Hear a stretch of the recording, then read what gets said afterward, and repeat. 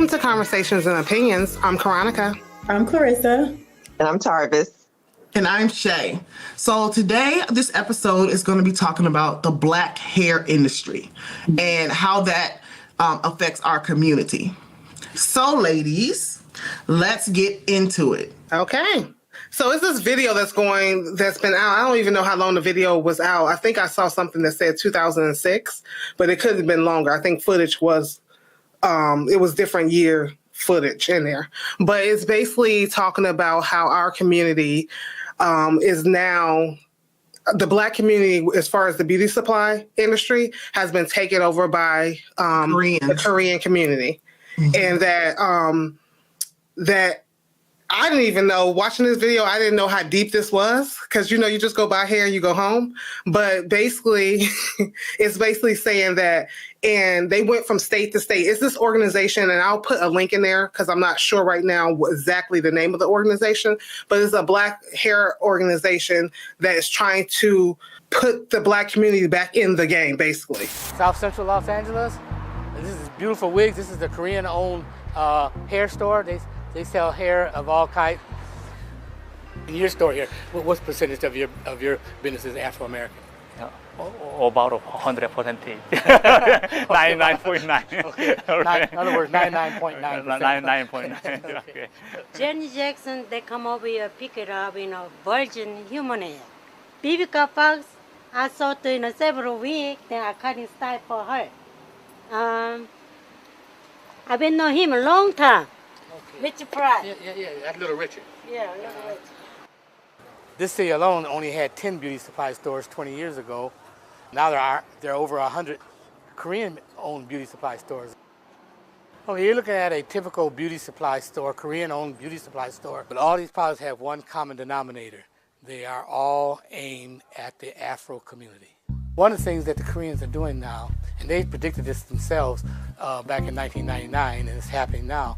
Since they control 80% of the distribution of Afro hair care products, especially professional products that are sold in beauty supply stores only, it only stands to reason they can control what gets distributed. They are creating their own line of products or buying out existing black-owned companies. I don't see a reversal of this at all. It's just getting deeper and deeper. We have to look at saving our community as well as saving this industry. We are a nation within this nation, and we're just giving everything away. And we cannot do that any longer. We have to stand up and fight. We are beautiful black people. If we have to wear our hair short, so be it. Let's wear it short, but let's get this under control where we control the industry and not let someone else come in and then set up and take all our revenue out of the community. The video was basically talking about how, over the years, the Korean community has came in and, they've kind of monopolized all the areas in different states. And they went from state to state. And in each state, and I'll use Chicago as an example, because we all are familiar with that. In one neighborhood, it was like, I want to say 30 Korean shops in Chicago neighborhood. And take a guess of how many black-owned businesses, as far as beauty supply stores, do you think was there? Zero. Lay couldn't think of none. She couldn't think of a beauty. The black people could not think of a beauty supply store that was in that community.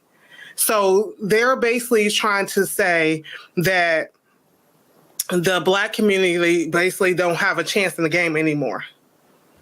So I personally have a lot of thoughts and different angles with this, but I'll let you guys speak on it too, because I have a couple different ideas on this. I mean, just the fact that we are the largest consumers of purchasing black hair products, hair itself, and all of these things that a lot of other cultures, especially the Korean culture, has taken and just honed in on it, and they actually just put us in the position, those who have their own businesses, they say, oh, so in order for you to own your, to actually take a part of your own businesses, your own culture, we're going to charge you double. We're going to charge you more. We're going to have, if you're black or you're someone who's not Korean, you have to pay more. just to have your own product.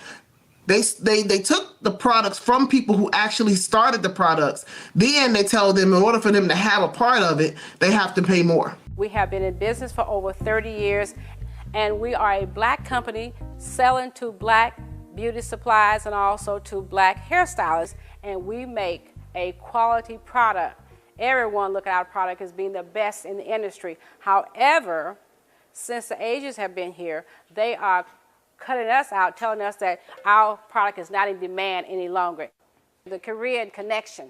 About 3 years ago, they started to blacklist our product. As they brought their own products in, they start to manufacture curling irons, and they duplicate everything that you manufacture. They would duplicate it, and then they start to slowly cut back on orders, and then they tell you that your product is not in demand. So they would make something that's very similar that looked like ours, and then they try and sell the consumer on this product. That's crazy. Yeah, that's the part that I have a problem with. Tarvis, why don't you give your perspective on that?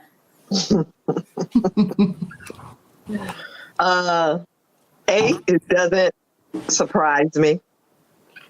B, we as a culture, again, I say this repeatedly, is the most powerful culture on the planet. Mm-hmm. But because jealousy, envy reigns supreme within the culture, we will never be the great culture that I feel like God has created us to be. And I always reference this, it's the Willie Lynch letters, how they pitted us against one another. So even not just with hair products or any business, I don't care if they call it a recession or whatever, we gonna go buy what you said, hair, clothes, we're gonna go to the movies, we're gonna go eat. So for the Koreans to, as you said, Shay, hone in on a market that we could have capitalized on, their culture is about bringing together so everybody can come up. Mm-hmm. We don't do that. Exactly. I mean, now you can see a couple of Black-owned beauty supplies, but they're few and far between. I just feel like it's sad that we, as a culture, can't come together and become just what we were meant to be. Greater. I mean, seriously, if you think about it, all of the, and not to kind of switch the subject, but all of these Black celebrities that have all these monies and they want to say this, that, and the other. Well, can y'all pull y'all money together? See, okay, so I think I'm probably going to be the minority on this conversation just because I understand the frustration with our industries that we patronize being monopolized by other races, but who let them in there to do it in the first place? Exactly. I'm a Black business owner, and I do hair, and I'm constantly realizing that I'm going to the same people all the time to get my stuff. Why am I not trying to cut them out as a middleman and do the extra 800 pages of paperwork it takes to be able to go to China and get the stuff myself, or go to the other countries where we're getting the supply from? Black people, we have been underdogs, we have been undercut, we've had the rug ripped from under us, but how long are we going to say it's other people's fault without just rising up and just saying, okay, well, I just won't go. I patronize Black businesses first every time, no matter what type of company or industry it is, because I'll drive the extra 2 miles to go to the Black beauty supply store on Cobb Parkway, and I'll bypass the other ones that are within 2 blocks of my house just because I do appreciate feeding into our economy. But how long do we say it's somebody else's fault? Why are you mad? Why is anybody mad at the Koreans or whatever race is monopolizing if we aren't rising up together to, because like you said, with the celebrities, it's not fair to just say celebrities just because they have the money should fund everything that we want to do as Black people, because 10 regular Black people can get together and put their tax returns together and say, we're going to do this thing with the $40,000 we have together. But we are busy buying other things with our tax returns and not reinvesting them into ourselves or our businesses or the businesses of other people that we'd like to support. So I think that it's alarming and upsetting to see the headlines on who's monopolizing what, but what are we doing about it? And what you going to do about it? I agree with that. And that's one of the things why I said my mind is going different ways, because when I was watching the video, a gentleman stood up and said the same thing. And I agree, because I do believe that we are in this organization, they're aware that we let it open. We left it open. Absolutely. So Absolutely. they were smart enough to realize they knew they couldn't do that with Paul Mitchell and those products and stuff like that. But they were able to ease into our products and come in there and be successful with it. But that's not their fault.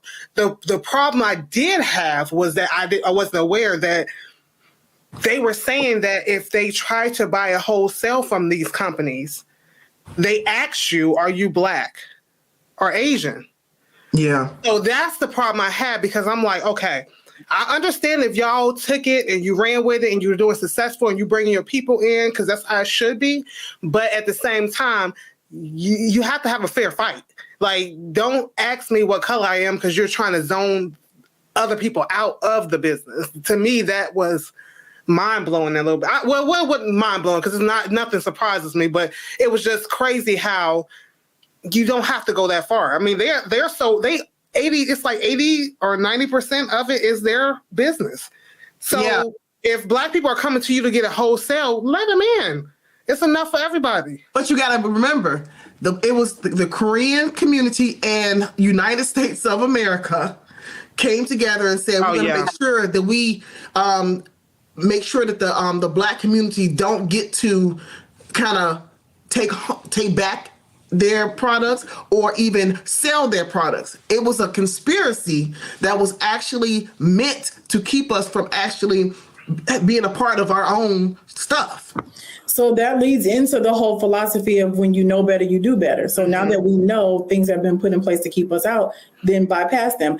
Every type of hair that we patronize.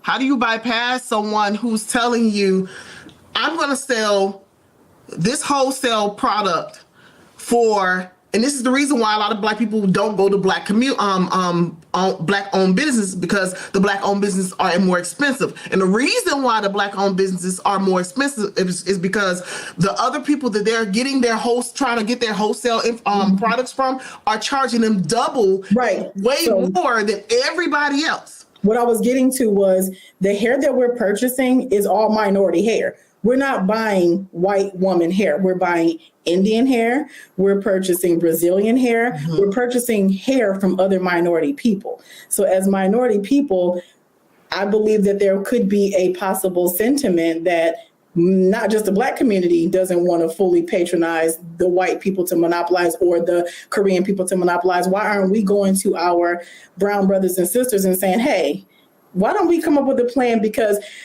I understand what you're saying about people who are already in the industry being able to buy it in bulk. I got $1 million to spend with y'all today. Give me 10 million pounds of hair. Cool. Black businesses may not have that amount of leverage up front, but cutting out the middleman saves a lot of heartache, and it alleviates the issue of me feeling overtaxed. So if I have 10 Latina homegirls who are okay, then why would I not start with my own network and work my way out into being able to expand my own stuff? I may not be able to have the Brazilian wave and all this and that, but what I do have is stuff that I can get direct from business to business without a middle person. I can just get my stuff directly from the group that's supplying to me, and kind of grow from there. So you can. We've been cut out of everything, but that doesn't mean we stopped doing anything. Mm-hmm. We've been cut out of restaurants. That's how we got Black-owned restaurants. We have HBCUs because we couldn't go to colleges. You know what I'm saying? From other races dominating us out of certain places. So I just think we have to take a little bit more time. The problem is people are about convenience first.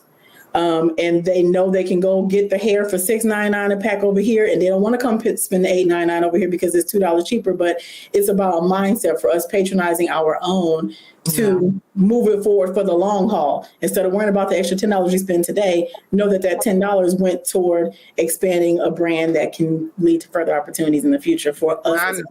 I know I'm guilty because We all have they been. asked one of the people on the street, like, okay, so, and I was laughing because I was like, girl, how you gonna answer that? But they asked her, would you, if the Asian hair place was $2 cheaper and the black place was $2 more, which way would you go?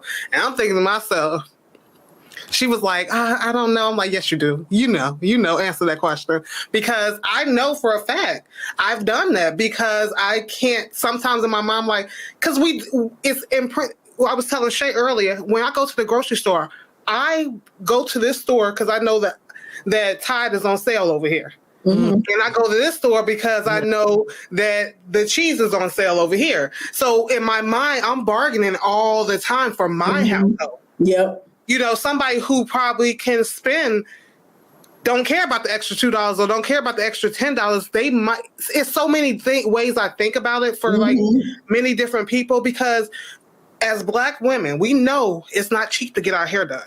Mm-hmm. It's ain't nothing cheap about getting your hair done. So I'm just going to speak about the weave, and I could be underpricing this because I don't get the weave part often, like the sew-ins, but just that price itself to go to the hairdresser, a minimum of a good hairstylist is like $200, and that's not even the hair.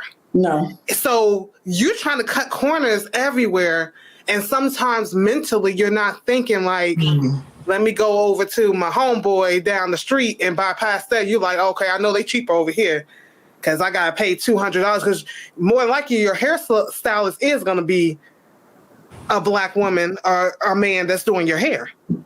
But you know what's really interesting to me as we're talking about, you know, pricing of hair and how we bypass and go to a cheaper spot instead of patronizing us. But when we buy our clothes, or when we buy our cars, or when we buy our houses, it's, you know, it ain't no big deal. Okay, that's what you want. That's what you want to drive. That's the amount you're going to pay. So I just think it goes to what you said a little bit, Karonica, when you said it's a mindset. So we pick and choose where and how much money we want to spend on different things. Girl, you could say something right there, because I didn't even think about that. But I mean, seriously, because the car I drive, you know, it ain't no big thing, but it's a Chevy Impala. It's considered quote unquote a luxury car. But I can't go get an Audi because it costs too much for me. That ain't what my pockets say, whether I'm thinking, like you said, budget or not. But I'm a Nike girl. So we pick and choose where we want to spend our money. That's what it just boils down to. I don't think it necessarily means that we've allowed them to do whatever it is that they've done with regard to the hair industry.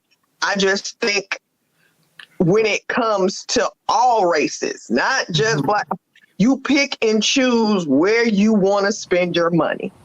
Period. I think the allow part comes in where we are Black women, and Black women are the people who go into these places to buy their stuff. We allow this open business to be open, that these people can come, anybody can come in there and just take it, and you not have majority of control over what you know. We know hair. We know styles. Beauticians is everywhere. I think that's the allowed part, is that not saying it shouldn't be of all races that has a beauty supply store. If they want, if that's what they dream was, to open a beauty supply store and make money, but it shouldn't be how it's now that Black people are having a hard time staying in the game in the beauty supply industry. That to me is crazy, when we are the ones who know the product. We know it. Like, I think it's just because the other people who have been dominating for so long have the capital to buy in bulk. Now they do. To the people that are selling it. So that's why like what Tarvis was saying about us banding together. You know, if it costs $1 million to get the stuff, then 10 of us need to come together with $100,000 and say, okay, that's cool, we can get it. And now it's 10 of us getting it instead of just one person on the other side. But now we've taken that little bit of control. So it's just bit by bit, you know, piece by piece, because some industries that people can't dominate, because I can tell you, if we go to get Jamaican food, I've never been to a Jamaican spot and it was a non-Jamaican making the food. Now that's for Some sure. areas you're gonna get me because I'm the only one who know how to do this right here. So some Exactly. areas other people can't get in on. Like I'm one of those people. If the name of the service is in the rate, okay, I'm not going to anybody to get a Brazilian wax if they're not Brazilian. Period. It originated there. I'm going to the Brazilians. Like getting threaded for eyebrows, even though it's not in the description, but like I won't go to the races that didn't start that thing. So I'm one of those people who I go to the people where it originated from to get the thing. So sometimes it might be a Caucasian company if I'm going for, they have European wax places. I agree with you on that because I'm with that with food. Like if I love Mexican food. If I go to a Mexican restaurant and I don't see anybody of that culture back there, I'm like, what? Okay, wait a minute. What is this? It's an authentic, yeah. I want somebody who understands, and can teach me something about it. Because I have a friend, I ask her all the time about certain things. So it's like, I totally get it. Like, Yeah. I think for us, it's about banding together because Black people are so powerful. Like we are so powerful. Yes. And nobody can be superior to us that we don't allow to be superior to us. So anything what we know is we can figure anything out. We've had to figure out how to feed our families with fatback and greens for 100, 200, 300 years. You can absolutely figure out how to become a millionaire. It's just about settling down. And Black people, we are constantly in survival mode. That's the problem too. You never have breathing room to figure anything out because I got to pay these bills. Oh man, I got to take care of this or that. When you are constantly in survival mode, you don't get an opportunity to sit down and think through, well, my 5-year plan includes investing over here so that I can have $500,000 to invest in the beauty supply store that I'd like to have. No, we always working on today and tomorrow's bills as a broad speculation for our culture. That's what we're doing. Now, not all of us are. Some of us are practicing investment. Some of us are figuring out how to send our kids to college with scholarships and other stuff. But as a whole, I think Black people are looked at as the ones who are still behind the 8 ball on having portfolios that include diverse things. So banding together seems to be the way if we want to bypass all of the gatekeepers. Yeah. And we gotta also remember there's a lot of, because I'm sitting here looking at all of the Black owned hair products that are still on the market. I mean, I know a young lady personally, I just started purchasing her stuff that's really awesome, and she's a naturalist. And so it's a lot of hair products that are out there. I think what happened was when we got to that point of wanting the good hair type of syndrome and one of the Indian hair, the this and this. And I think we sold ourselves out by allowing other cultures to we entangled with other cultures that had the hair and was selling, because we had a lot of people, other cultures with long hair selling it, cutting it off and selling it. And then that ends up being one of the reasons I believe that we end up losing our place in this race because of the hair. I honestly believe it's the hair because our products, you don't know how to take care of black hair like Black people.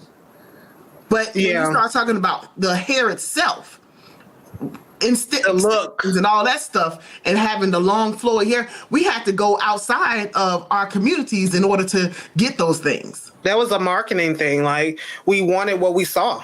We wanted that long hair and that, the look, and it was a marketing thing. Like, so that's what everybody was going for. I do agree. I think you and Clarissa and Shay said this, but I do agree that it's changing in a sense where you have people now who they might not have a beauty supply store, but they are selling bundles themselves without, Xing out the middleman. They selling it, they're advertising it. You can come to them for it.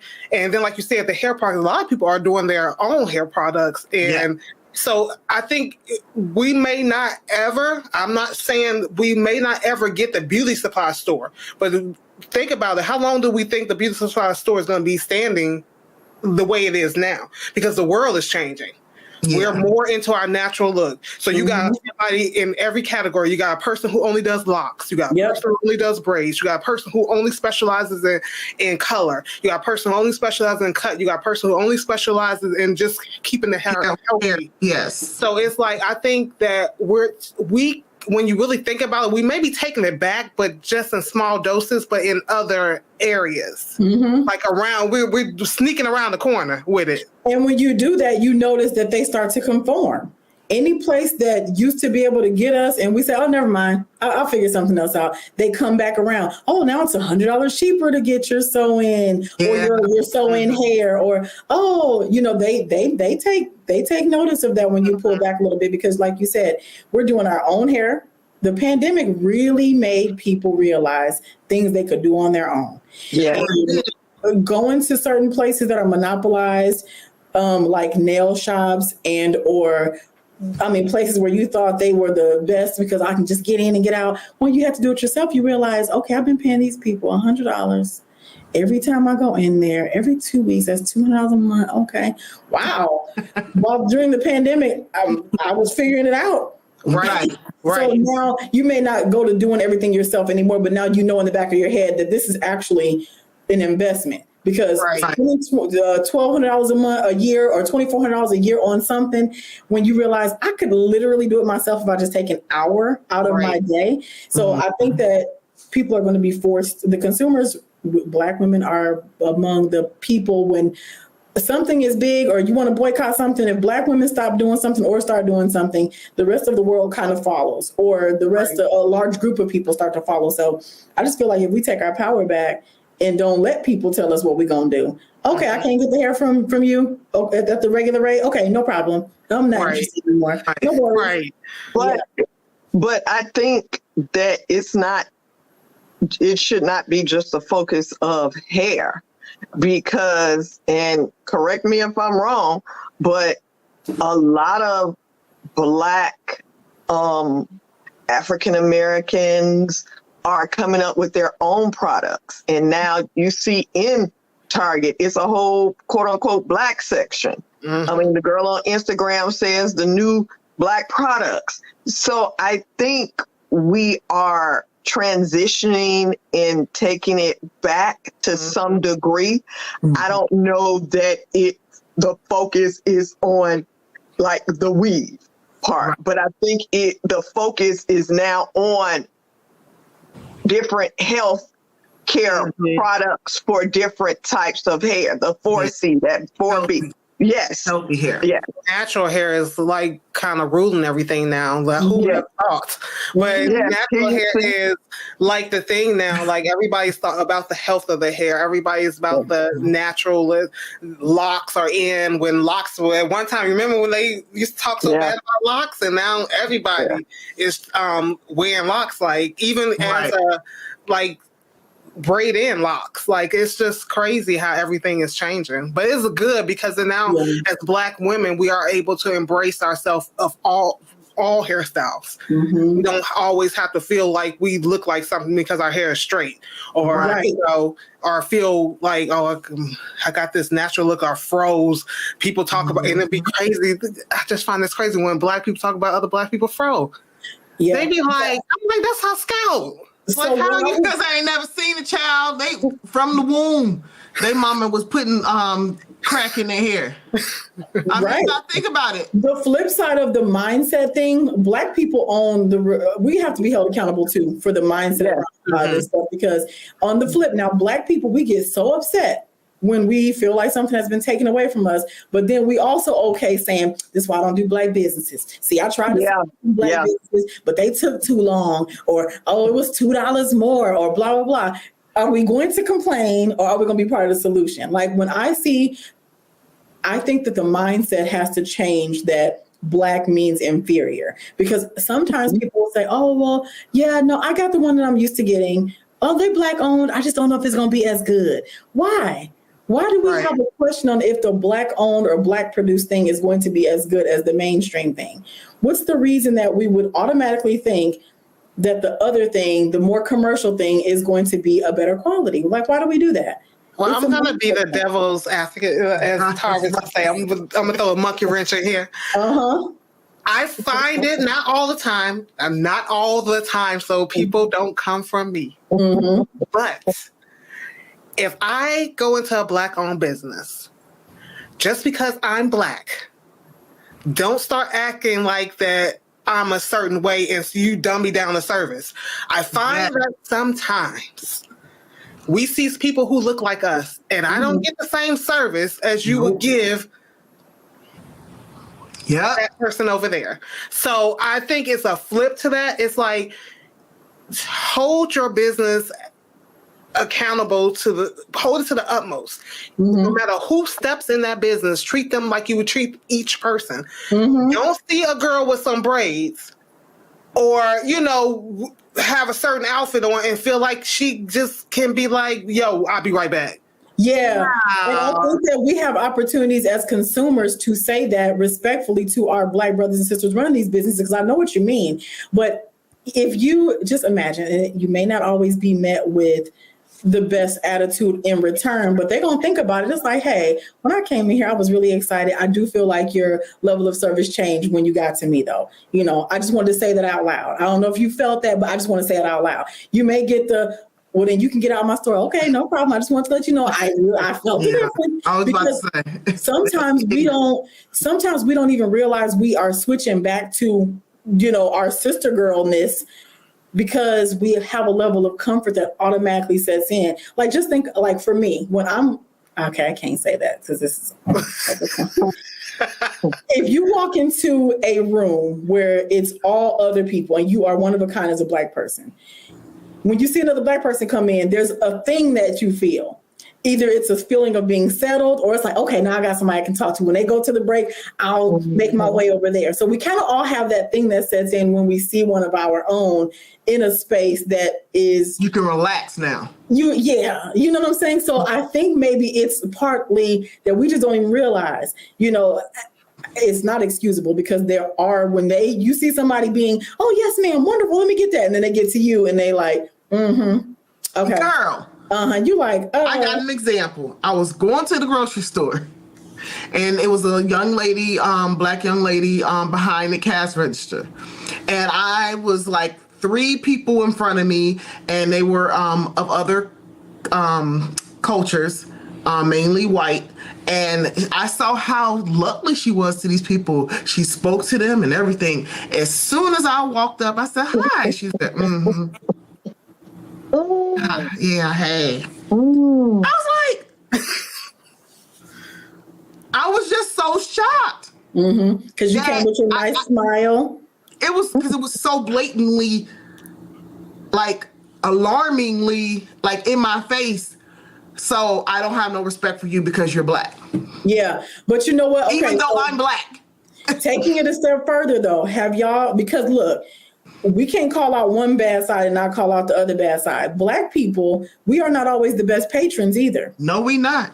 You see Black people coming to the store making a big loud noise because of a dispute that can't be handled. And you know dang well this little 15-year-old cashier does not have the authority to give you this $300 back in cash because you forgot the credit card that you bought the thing on. But you stand there cussing, acting a fool, being all loud. And it's like, okay. Or Black people don't tip well when they go out to eat. So you notice a different level of service when you go out to eat because they already assume. They already assume, but we are literally laying it out for people to assume. Because how do they get to Black people don't leave a tip? How did that narrative become a thing? Because Black people weren't leaving tips, period. Right. And they're not leaving tips for anybody, including Black people. So it's not like certain people make us look bad. No, we make ourselves look bad too. Because I've been to places with people and they eat $40 or $50 worth of food and leave a $2 tip. And I'm like, oh, okay. Dang, it's a level of class that you demand respect from people, but you don't give it out to. You don't give that same level of respect. So Black people are not always the best patrons. Sometimes you see people tense up when a Black woman with her bonnet comes stomping into a store. You just know it's about to be something. It's like, man, you just know, like, automatically. And I'm Black, so I can say it. Like, there are certain people where you just know. Yep. In the customer service line, if they tapping their foot and they got their 3 kids with them, and you like, And that is crazy that you say that, because I remember going to like the fast food and the person get on there and she got already, you could tell that they already mad. You're like, should I even order? And I'd be like, oh, I want to say something. And my husband would be like, how much do you think they get paid? And that's the first thing he say. Like, he brings that awareness. Sometimes, like how you're saying, like some things is like, no, it's not an excuse, but I'm only getting paid $7 an hour. And like you said, 20 people then came in here and cut the food before I got to you about some fries. And you show up with your professional self, but you got those braids in, which says some certain things. Right. Okay. Yep. But you don't always think like that. But it's always other things. I get it. It's on both sides that things need to be done better. But yeah, I've been on the other side. I ain't gonna lie. I think it just starts with us. If we want betterment, it starts with us. If we want to correct certain things, that's why you have to raise your children a certain way. Like your children should understand that all people are to be respected. Waiters, waitresses, this and that. And it moves the culture forward as a whole. Because, I mean, our children are the future. And I've seen some kids. Which one of y'all sent that video of the little 7-year-old girl cutting up about her mom? And I was like, did I send that one? I was sending a lot of stuff. I was just sitting there looking like, how in the world does this little 7-year-old girl got all this commentary about her mama? Did y'all see the video?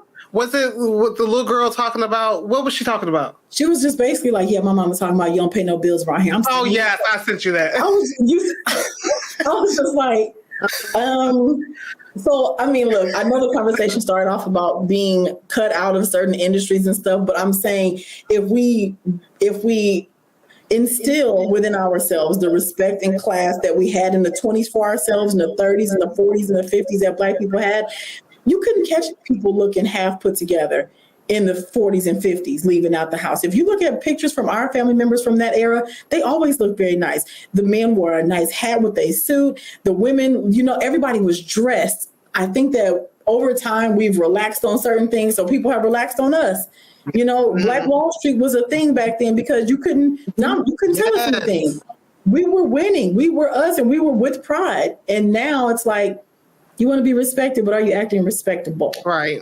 Yeah. So I don't know. But I would say always take 5 different avenues. Yes, it can. Yeah. I will say is I have come across a lot of great Black businesses, very upstanding, very professional. So like I've seen like a whole bunch of like there's like the hair shows out here and the ones up north that I've been to, just different certain businesses that I've been to have been really awesome.